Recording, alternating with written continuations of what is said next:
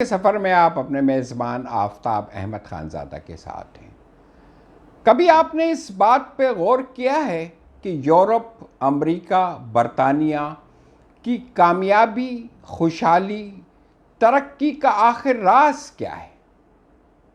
وہ بھی ہماری طرح ایک انسان ہے، جتنی ان میں طاقت اور ہمت اور محنت ہے اتنی ہی ہم میں بھی ہے، لیکن ہم ان کے مقابلے میں انتہائی پیچھے ہیں۔ اگر آپ اس بات پر انتہائی ٹھنڈے دل کے ساتھ سوچیں گے کہ ان کی ترقی اور کامیابی کے پیچھے کیا راز ہے، تو آپ فوراً اس نتیجے پر پہنچ جائیں گے کہ ان کی کامیابی، ترقی کے پیچھے صرف تعلیم کا ہاتھ ہے۔ انہوں نے جدید تعلیم کو اپنایا، اور جیسے ہی انہوں نے جدید تعلیم کو اپنایا، ان کے معاشروں میں ترقی، کامیابی، مساوات اور خوشحالی کا دور دورہ ہو گیا، اور آج وہ پوری دنیا میں راج کرتے ہیں۔ 18ویں صدی کے اختتام پر اب ذرا ہم اپنی بات کرتے ہیں کہ ہم بر صغیر، اگر ہم سفر میں پیچھے کی طرف جائیں تو ہم آغاز کرتے ہیں بر صغیر میں، کہ بر صغیر میں ہمارا تعلیمی معیار کیسا تھا اور آج کیا ہے۔ ہم اس پر بات کرتے ہیں تو اس کے لیے ہمیں تھوڑا سا پیچھے کی طرف سفر کرنا پڑے گا۔ 18ویں صدی کے اختتام پر جب کیمبرج اور آکسفورڈ جیسی درس گاہیں اپنی زندگی کے 500 سال مکمل کر چکی تھیں، بر صغیر غنودگی کے عالم میں ابھی تک ایک ایسے دقیانوسی نظام تعلیم کو گلے لگائے ہوئے تھا جو شک کے اظہار، اختلاف رائے اور تحقیق و جستجو کی راہ میں حائل تھا، اور شاید یہاں آج بھی وہی نظام رائج ہے۔ ایک عظیم مصنف مہاجین لکھتا ہے کہ ہندو اور مسلمانوں کا نظام تعلیم رجعت پسندانہ تھا، تعلیمی اعتبار سے دونوں ہی پسماندہ تھے، اور دونوں ہی مغرب کی سائنسی ترقی کے بارے میں بے خبر تھے۔ وہ مشاہدے، تجربے اور تنقید کے جدید انداز فکر سے قطعی ناآشنا تھے۔ ہندوستان کے اطراف میں سمندر پر یورپ کی حکمرانی تھی۔ یورپ جہاز راہ ہندوستان کے مغربی اور مشرقی ساحلوں پر لنگر انداز ہونے کی سہولتیں حاصل کر چکے تھے، اور ان ساحلوں پر یورپی صنعت کاروں نے چھوٹی چھوٹی صنعتیں لگا رکھی تھی، لیکن گجرات، کرالا، گولا منڈل، اڑیسہ اور بنگال کے باشندے دانشورانہ سطح پر یورپی اقوام کی اپنی سرزمین پر موجودگی سے قطعی لا تعلق اور بے پرواہ رہے۔ ہندوستان کے شہزادہ گان اور یہاں کی اشرافیہ یورپ کے جانوروں، پرندوں، آئینوں، کھلونوں اور شرابوں میں تو دلچسپی کا برملا اظہار کرتی، لیکن انہیں یورپ کے سماجی، معاشی اور ثقافتی منظرنامے کے بارے میں کوئی تجسس نہیں تھا۔ اگرچہ مسلمانوں کے تمام علوم اسپین، اٹلی اور فرانس کی عیسائی درس گاہوں میں پڑھائے جاتے تھے، لیکن 18ویں صدی کے اختتام تک یورپ کی نئی دریافتوں اور ایجادات کے بارے میں ہندوستان کے لوگ قطعی طور پر بے خبر تھے، اور ہندوستان میں تعلیمی اداروں کی کمی اس کی بنیادی وجہ نہیں تھی۔ اسکول تو یہاں بہت تھے، اصل خرابی تعلیم کے معیار میں تھی۔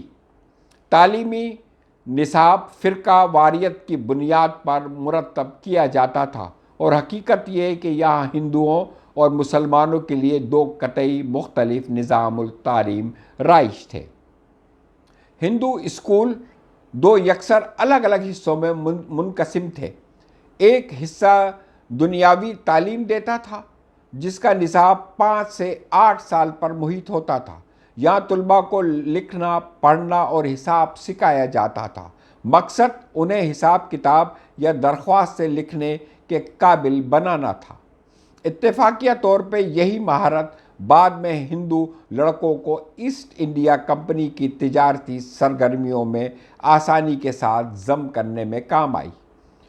ثانوی مدرسوں میں حالات بہت زیادہ خراب تھے۔ یہاں نصاب عام طور پر دینی تعلیم پر مشتمل ہوتا تھا۔ قانون کے طالب علموں کو ہندو قانون اور رسوم کی مختلف شاخوں پر عبور حاصل کرنے میں عام طور پر 8 سے 23 سال لگ جاتے تھے۔ مسلمانوں کا نظام تعلیم اس سے کہیں زیادہ ناقص تھا۔ مسلمانوں کے ہاں دراصل عوام الناس کے لیے سرے سے کوئی تعلیمی نظام تھا ہی نہیں۔ تعلیم صرف اونچے طبقوں کا استحقاق تھا اور عام آدمی کے لیے تدریس کا کوئی اہتمام نہیں تھا۔ مسلمان مدرسوں میں فارسی ذریعہ تعلیم ہوتی تھی۔ اردو سمیت ہندوستان میں بولی جانے والی کوئی بھی زبان درس و تدریس کے لیے استعمال نہیں ہوتی تھی۔ اگر یورپ کے کسی اہل علم کو اجنبی زبان میں تعلیم حاصل کرنے پر مجبور کیا جاتا تو کیا وہ اپنے مضمون پر عبور حاصل کر سکتا تھا؟ یہ سوال انتہائی سوچنے کی دعوت دیتا ہے۔ کیا وہاں کوئی کوپرنکس یا نیوٹن پیدا ہو سکتا تھا؟ قرون وسطیٰ میں مذہبی اور عدالتی شعبوں میں لاطینی زبان کا غلبہ تھا، لیکن سائنسی عہد کی آمد کے ساتھ ہی لاطینی کو مسترد کر دیا گیا تھا۔ یورپ میں بر صغیر میں تعلیم حاصل کرنے کا ایک مروجہ ذریعہ مساجد کے مکتب تھے، جہاں عام طور پہ معذور افراد کو مفاہیم کی ترجمانی کے بغیر قرآن حکیم حفظ کروایا جاتا تھا۔ عملی سائنس کے مضامین کی تدریس کا کوئی تصور نہیں تھا۔ صرف اتنا ہوتا کہ انتہائی غیر مجتزانہ انداز میں کچھ کتابیں رٹ لی جاتی تھیں۔ تجربہ گاہیں اور رصد گاہیں ناپید تھیں۔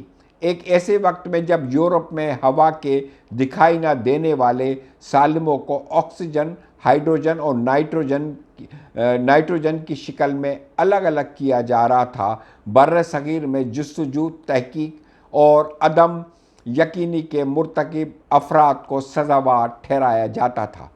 استاد کے خیالات کی اندھی تقلید ہی فرمان امروز تھی۔ خواتین کی تعلیم کا سرے سے ہی کوئی وجود نہیں تھا۔ کہیں اکا دکا کوئی خاتون نجی سطح پر کسی معلم سے کچھ دنیاوی تعلیم حاصل کر لے تو الگ بات تھی۔ سائنس کی نئی دنیا میں تسخیر کائنات کے لمبے سفر پر گامزن ہو چکی تھی۔ پوری دنیا نئے سفر پر گامزن ہو چکی تھی، مگر بر صغیر میں وائز، پنڈت، پروہت اور عالم اپنے اپنے تعصب میں جکڑے ایک دوسرے کے خلاف فکر بازی پر اپنی توانائیاں صرف کر رہے تھے۔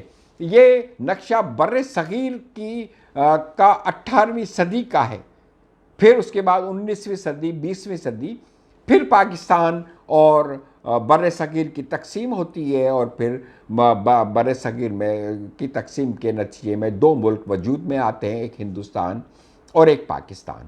ہندوستان جس راہ پر چلا تعلیم کے، اس کا نتیجہ آپ کے سامنے ہے، لیکن بدقسمتی سے آج پاکستان میں وہی 18ویں صدی کا نظام تعلیم نظر آتا ہے۔ کوئی تحقیق، کوئی جو ہے رصد گاہیں، کوئی تجربہ گاہیں یا کسی بھی قسم کی جو ہے سائنسی ترقی ہمیں اپنے معاشرے میں یا تعلیمی نظام میں نظر نہیں آتی۔ ایک زمانے میں تعلیم، ریسرچ اور رصد گاہیں مسلمانوں کا وتیرہ تھی، لیکن بدقسمتی سے ہم نے اس کو چھوڑا تو آج نتیجہ پاکستان میں صاف سامنے ہے۔